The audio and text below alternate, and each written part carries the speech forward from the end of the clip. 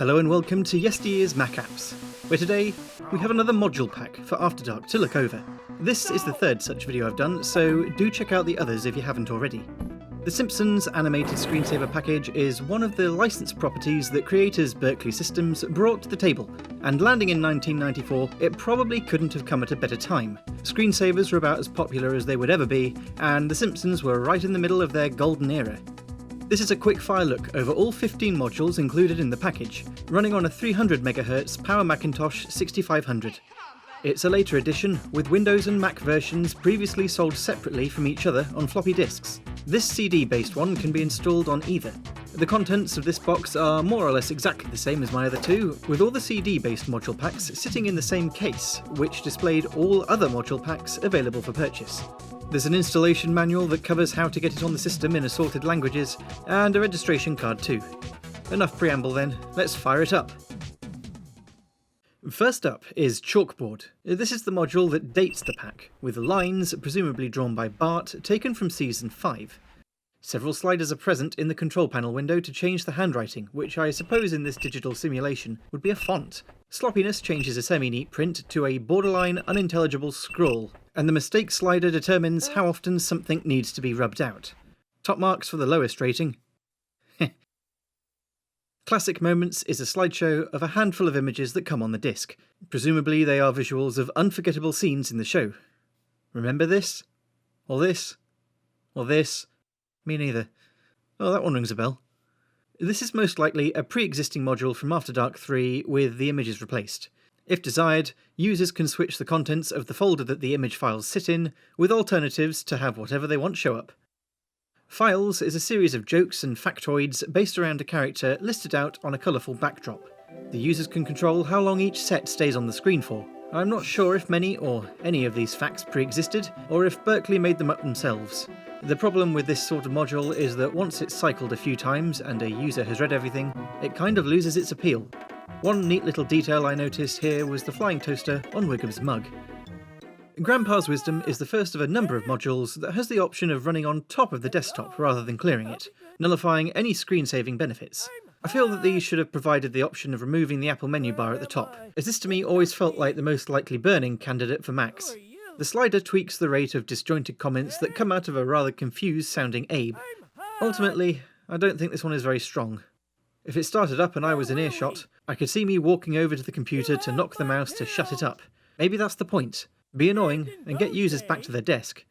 Grass Skirts is based on the closing scene of the Season 2 episode, where the loser of a mini-golf related bet between Homer and Flanders has to mow their lawn in their wife's Sunday best. The user can select the option of having one or both of them mow the desktop away first, before grass is drawn in for this endless task to continue. A few voice clips and a Maggie crop up here and there too, but this is probably a sound-off module, particularly if it's coming out of a crummy laptop speaker. I have to say, the designers absolutely nailed Homer's scowl with the handful of pixels available. Right, Homer Eats. In my view, the best module of the lot. Homer scarfs his way across various screens of food, consuming incredible volumes. This one seems to have broken. What even are these? Ever the enabler, Marge mills around adding seasoning and sauce. She will plop down additional comestibles for Homer to consume, or reject if there's so much of a hint of nutrition in them. Marge stores these goodies in her hair. I'm not sure I'd want to keep a gigantic disc of pepperoni within mine really, but each to their own. While the screen can be cleared at the beginning, the best part here is easily watching Homer gradually consume the entire desktop, and choke on whatever icons happen to be sitting on it. One amusingly peculiar toggle for this module is the presence of Homer's arse crack. How to Draw isn't the sort of screensaver I would pick, but I do nevertheless think that it's a really good one. The screensaver goes through all the steps necessary to draw the main characters to the correct proportions, at a speed defined in the module's control panel. Tips and correct Pantone colours show up in balloons as the drawing goes along. Surely RGB colours would have been more useful to this particular user base.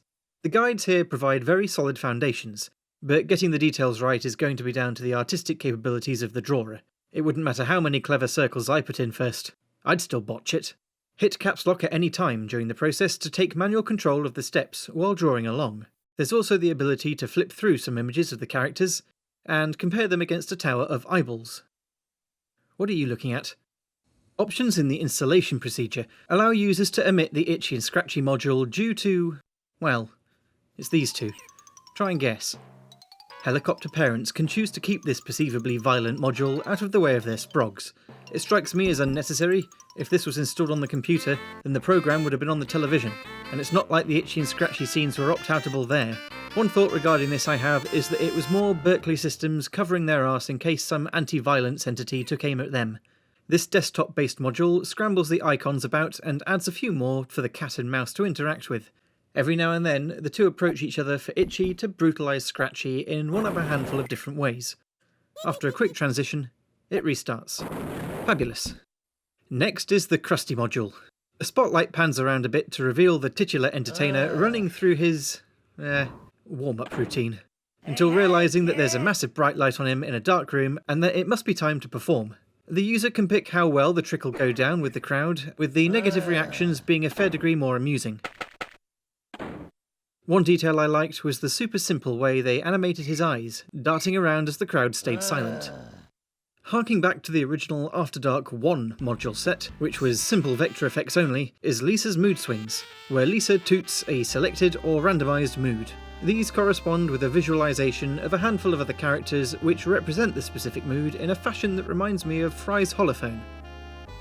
Mr. Burns is another module that can take place on the user's desktop. Here, C. Montgomery Burns and accompanying Smithers wander around the screen like they own it. Get back to work. Apply a few decorations, attack and break the system folder, and exit through a false wall. The most common resetting of the screen is triggered by this radioactive cloud, Mr. Burns! which causes a handful of problems as it seeps into the poorly maintained panic vault. Objects Bart features Bart, Principal Skinner, Nelson, and Milhouse, walking from one side of the screen to the other. Bart sprays graffiti, sometimes on icons if it's taking place on the desktop. Skinner does very little, I didn't do it. wandering around with a gormless grin as the screen starts to look like a scuzzy back alley. Nelson assaults Milhouse, although I noticed he stops appearing after the screen starts filling up with squiggles. And that's about it really. This one's alright, but I kind of feel they could have done a bit more with it. Of note is that Bart is in his blue shirt, which features in merchandise. The favoured theory is that one of the first merchandisers cocked it up and it just stuck. As widespread as the blue shirt is in satellite products, I have to say, it still looks weird. Physics is a straightforward module where a user-defined volume of Simpson character heads float around the screen and occasionally collide. A sound clip may play as a result, and collisions between specific characters may sometimes have dedicated animations. It can get a bit noisy, but with the sound off, I could see this being a frequent choice of mine. It wouldn't be an After Dark module pack without a selection of clocks. The Krusty option is quite possibly the most garish one of these I've ever seen, and that's saying something considering it's up against the ones in the Totally Twisted pack. Seriously, imagine having this on your wall. It behaves a bit like those cat clocks that were prominent a few decades ago. I have one of these on my 630s desktop. The second has Maggie on it, and the third wields a Duff Beer theme, which I think is my preferred, complete with a classy little show that occurs on the hour. Quality. Simpsons Trivia is more of a game than a screensaver. Interactivity is not something After Dark hid away from, with this nice and simple example being moderately entertaining, with a few visual gags mixed in around the edges. Questions range from fairly general to very episode specific, and while I feel I'm fairly clued up on this era of Simpsons, having grown up with it on TV every Fridays and Mondays on BBC Two, and latterly Channel 4, quite a number of the answers still manage to escape me. Users select however many wrong answers trigger the meltdown, although it is a bit anticlimactic. The screen flashes Dayglow green before eventually resetting for another round. And finally, a module that doesn't work particularly well on faster machines. Snowball 1 is, I guess, this pack's version of flying toasters, i.e. where objects fly across the screen en masse in a diagonal direction. This one has the potential to run at a very silly speed depending on the settings. Having lots of the departed Moggies float across the desktop is okay, but clearing the screen and lowering the number of objects with the slider puts rocket fuel into the dead cat's cloud. Any level of atmosphere achieved by the accompanying tune is completely undermined by the novelty speeds. Lisa's poem about Snowball 1 can be found in the module description, which is a nice touch. It's worth taking a peek at all of these actually, as there's often an amusing reference plonked in. That's your fill then. Overall, it's a fairly competent package that I believe sold rather well.